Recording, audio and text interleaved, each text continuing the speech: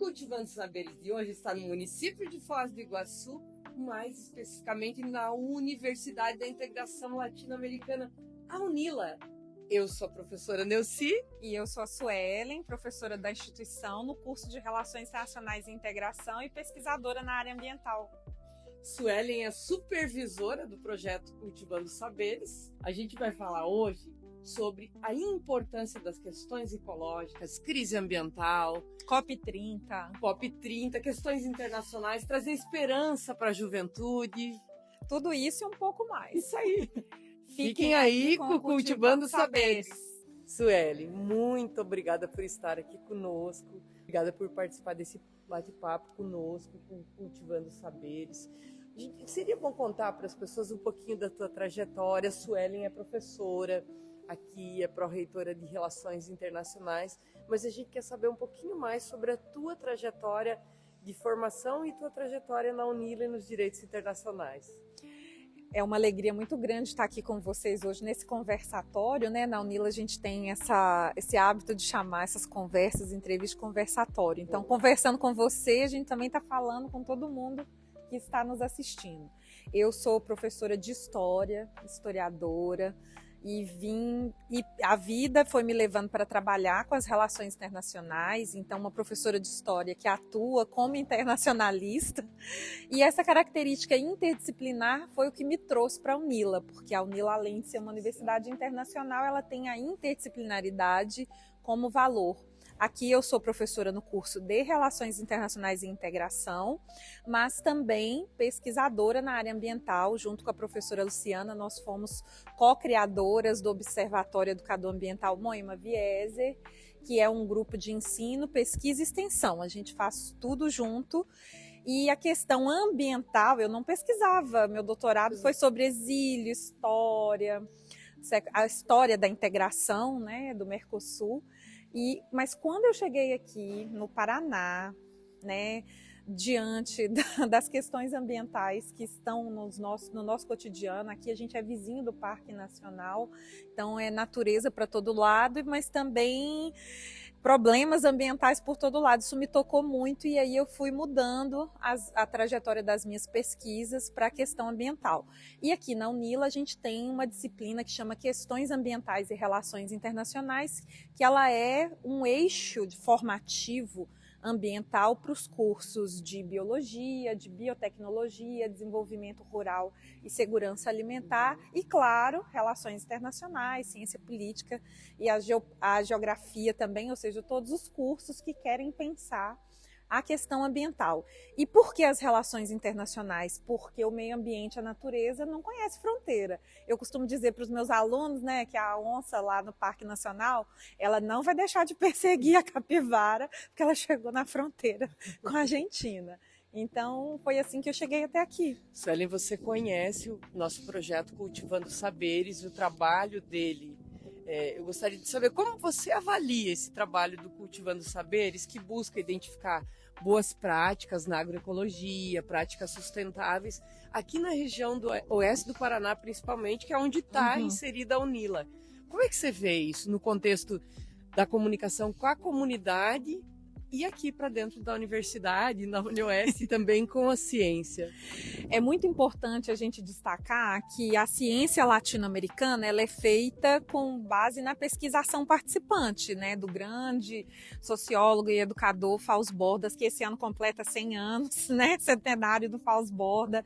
E esse trabalho que você faz, o projeto como ele está escrito, ele aplica a pesquisação participante, porque ele faz pesquisa, porque você está levantando essas iniciativas com o olhar da ciência, da academia, faz ensino, porque isso gera material que a gente traz para a sala de aula com as turmas aqui na UNILA, né, e depois na UniOeste também, e é extensão, porque é ação comunitária, é a universidade no território.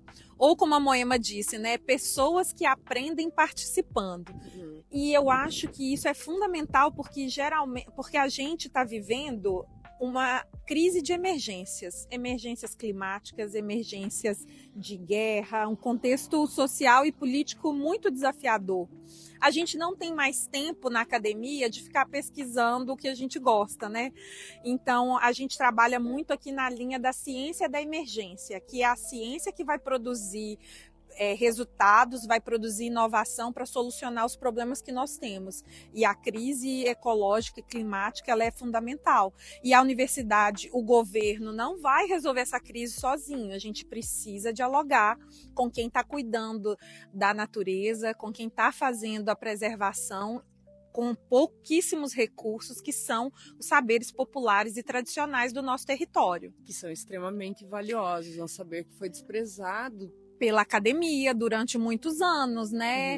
E hoje a gente já consegue fazer essas pontes. Então, o resultado dessa pesquisa de pós-doutorado, além de levar, né, de divulgar esses saberes e fazer eles dialogarem, as muitas pesquisas que a gente vai fazer a partir daí. E não é fazer separada a universidade aqui e as pessoas lá, é fazer junto, fazer com as pessoas, com o território também, trazer essas pessoas aqui. Na UNILA, a gente já pode certificar os mestres e mestras de saberes populares. Então, seu projeto também nos conecta com essa rede de mestres e mestras para que eles possam vir na universidade e nos ensinar também, fazer o que o Boaventura chama de ecologia de saberes, né? Que maravilha! Nós identificamos alguns mestres. Muitos frutos dessa pesquisa. Frutos. E a gente fala que essa imersão, tanto aqui na universidade, na UNILA, nas suas disciplinas, com a sua pesquisa, essa troca de trabalho e de conhecimento, quanto o trabalho lá nas comunidades vai fazer com que a gente volte com outra perspectiva para a sala de aula e para a pesquisa na UniOeste, quando eu retorno para lá. Então isso é muito bom. E UNILA e UniOeste trabalhando juntas, como deve ser, né, no nosso território, construindo essa ciência que vai, de fato, resolver os nossos problemas. Muito bom, adoro. Sueli, nós temos vivido na atualidade uma crise assim sem precedentes, crise climática, insegurança alimentar, desmatamento, enfim, uma série de questões que são catastróficas para a humanidade como um todo, para a nossa casa comum, né? Como a universidade, como é que a gente, como cidadãos, podemos nos posicionar em relação a isso? O que é possível fazer para mudar esse contexto? O primeiro é a participação, né? A gente tem que ter não só um compromisso com a cidadania, mas com a cidadania socioambiental. E para isso a gente também precisa ter uma coisa que a gente trabalha muito na educação popular, ambiental e crítica, que é o monitoramento cidadão. O que é isso? Passou na rua, viu que tem ali uma poda ilegal, alguém podou uma árvore que não podia, você faça a denúncia, né, para os órgãos de fiscalização, porque senão as políticas públicas ambientais que nós temos, elas não funcionam, a gente não dá conta, né, o poder público não consegue sozinho fazer todo o monitoramento da questão ambiental. Então, por isso que é muito importante a cidadania socioambiental, né, essa participação política nos espaços, construir junto as políticas públicas ambientais e também nos ajudar nesse monitoramento, né? Tem uma questão de compreensão da nossa condição enquanto seres aqui nesse espaço que nos é comum, né, que é o planeta Terra, e de se perceber interconectados, integrados com tudo isso. Isso também é extremamente importante, né? Porque a minha ação de cuidado, ela também depende do meu vizinho do lado, né? A gente tem visitado os municípios e encontrado dificuldades de avançar, muitas vezes, em políticas públicas que fazem o reflorestamento, que buscam uma prática sustentável na agricultura familiar, por exemplo, mas que precisa da cooperação de toda a sociedade, além da universidade. Exato, por isso que a participação cidadã ela é tão importante, de cobrar do poder público, cobrar das universidades também, porque quem produz ciência no Brasil para ajudar, né, nas políticas públicas ambientais, na conservação da biodiversidade, são as universidades. Então, nós temos um papel fundamental como universidade pública de atuar em conjunto, né, com todas as instituições que fazem a proteção ambiental, a conservação, mas trabalhar junto com as pessoas. Agora, se eu não estou ecoeducada, como a Moema fala, né, Se eu estou distante da natureza, se eu acho que eu não sou parte da natureza, que essa casa não é a casa comum, também não consigo me engajar.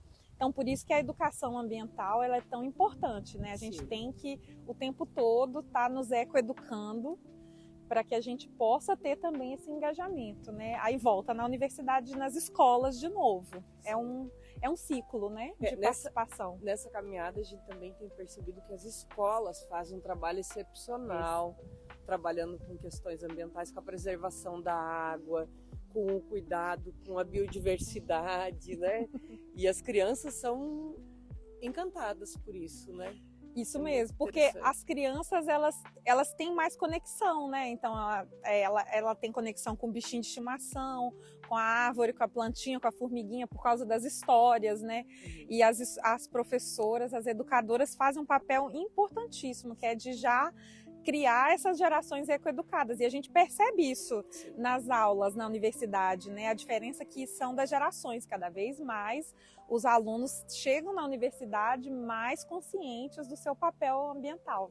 Aqui na Unila tem um curso de desenvolvimento rural e segurança alimentar. A Unila também faz seu papel aqui na universidade, criando um curso que já tem uma roupagem adequada para essa questão da segurança alimentar. Exato, ele serve para formar gestores que vão ajudar municípios na América Latina toda, né? Não só no Brasil, porque a Unila forma estudantes brasileiros e internacionais, para que a gente possa pensar junto as políticas de segurança alimentar, né? Então, esse curso ele tem esse DNA de formar o gestor, de formar o profissional que vai ser aliado das instituições públicas, das ONGs, mas também de instituições que querem, né, muitas vezes privadas, que querem trabalhar em prol dessa política pública, que é acabar com a fome, com a insegurança alimentar, porque esse é o primeiro ODS, né? A gente tá aqui, se a gente não conseguir zerar, né, a fome, e comida de qualidade, comida produzida de maneira coletiva, sem veneno. Então esse é o DNA do nosso curso, né? Ajudar a contribuir para acabar, né? A gente sonha. É um conceito de ecologia integral, né? Que é o conceito de ecologia integral. Lá do meio ambiente, reduzir a fome, caminham juntos com a redução da desigualdade social. E produzindo tecnologias, né? Porque a gente também produz ciência o tempo todo. Você me contava que a Unila estava à frente aqui nas questões de Covid.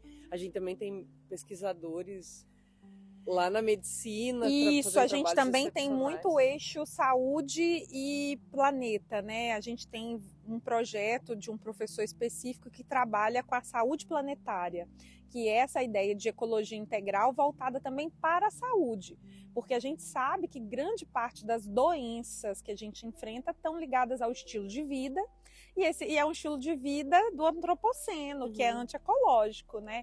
Então a gente tem sim também forte aqui essa linha de pesquisa da saúde planetária, de pensar a saúde não só do ser humano, mas a saúde integral do planeta. Em novembro vai acontecer um evento muito importante do ponto de vista do meio ambiente, que é a COP30, que acontece em Belém. Qual a importância do Brasil e do mundo nesse cenário aí, desse evento acontecendo lá em Belém? A Conferência do Clima, ela acontece todos os anos e é histórico que ela aconteça pela primeira vez em Belém, no Pará, que é um país, né, que é um estado amazônico, e o Brasil tem feito esse diálogo dos países amazônicos ali, né, sendo o grande elo de ligação para que a gente crie uma frente de cooperação, né, em prol da conservação da Amazônia. Vai ser histórico porque essa conferência, líderes do mundo todo vão estar presentes em loco, e o Brasil, como o país que tem a maior biodiversidade, né, uma das maiores biodiversidades do mundo, ele tem que ser protagonista das políticas internacionais de conservação. Agora, do ponto de vista social, socioambiental, é muito importante que os movimentos sociais, que as instituições, que os ambientalistas estejam presentes nessa conferência, embora a conferência, a cúpula dos diplomatas, né, a cúpula política aconteça em local reservado, mas outros eventos paralelos ocorrem. Então a gente tem que aproveitar esse momento para que a gente possa levar as demandas desses saberes tradicionais, para que eles também possam ter voz e vez na defesa na criação, né, dessas políticas internacionais de conservação. Qual é o papel do Brasil nesses tratados e nessas negociações de cooperação internacional que vão acontecer? O Brasil é protagonista na defesa do meio ambiente historicamente. Não podemos esquecer que aqui foi realizada a conferência ambiental mais importante, que foi a Rio 92. Então a gente tem um legado importante para sustentar, né, em razão da diversidade de biomas que o Brasil tem. Então a gente faz fronteira com muitos outros biomas, então a gente é protagonista na conservação, né, nas políticas que vão ser feitas comuns dessa casa comum para serem preservadas. Então, por isso que o Brasil é protagonista. O Brasil também é protagonista na questão da conservação dos mares, dos oceanos, da vida marinha. Lula esteve na França recentemente e tem um conceito ali que já foi, na verdade, é uma política ambiental diretamente ligada à conservação dos oceanos, né? Exato. Teve um papel estratégico. Teve a Conferência do Mar, né, que ocorreu lá, e a presença dele foi fundamental. Agora, outro ganho importante dessa visita foi a chancela, né, a partir da França, de várias políticas de conservação para a Amazônia, porque a França tem a Guiana Francesa, que faz fronteira com o Amapá, que também é um país amazônico. Então a gente precisava muito de fortalecer essa relação bilateral com a França para avançar, né, na fiscalização das empresas que querem, né, das multinacionais que têm uma posição de exploração muito grande ali na Amazônia daquela região, né, daquela floresta. Então, isso também foi muito importante na visita do presidente. Nós temos encontrado uma juventude muitas vezes desinteressada, despreocupada ou, enfim, desanimada com o que tem pela frente, quando a gente fala em termos ambientais. Por outro lado, a gente tem uma juventude engajada, com muita vontade de fazer a diferença.